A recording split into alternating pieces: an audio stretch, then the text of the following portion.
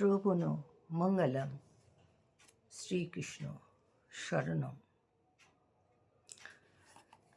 যুদ্ধক্ষেত্রে অর্জুন আমি যুদ্ধ করব না এই বলে নীরব রইলেন। তখন ভগবান তাকে বললেন, তুমি প্রাজ্ঞের মতো কথা বলছো, আবার যেটা অনুচিত সেই বিষয় নিয়ে শোকও করছো। যারা পণ্ডিত হন তারা কখনো জীবিত অথবা মৃত কারোর জন্য শোক করেন না। যেভাবে দেহ কৌমার যৌবন জরা মাধ্যমে প্রাপ্ত হয়, মৃত্যুকালে আত্মা বা দেহী এক দেহ থেকে অন্য দেহে দেহান্তরিত হলে পণ্ডিতেরা কখনো এই পরিবর্তনের জন্য শোক করেন না।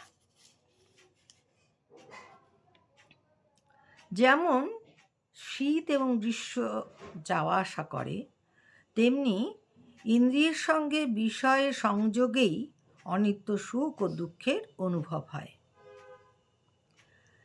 হে ভারত, সেগুলি উৎপত্তি ও বিনাশশীল এবং অনিত্য, তা সহ্য করো।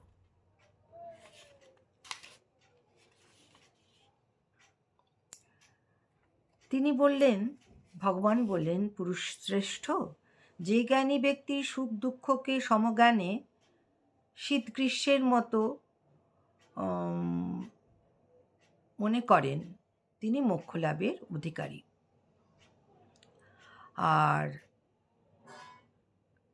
তত্ত্বদর্শী পণ্ডিতরা বলেছেন যে নিত্য বস্তু আত্মার কখনো বিনাশ হয় না। যিনি সমস্ত শরীরে পরিব্যাপ্ত হয়ে রয়েছেন তাকে অবিনাশী বলেই জানবে। এই অব্যয় আত্মাকে কেউ বিনাশ করতে সক্ষম নয়।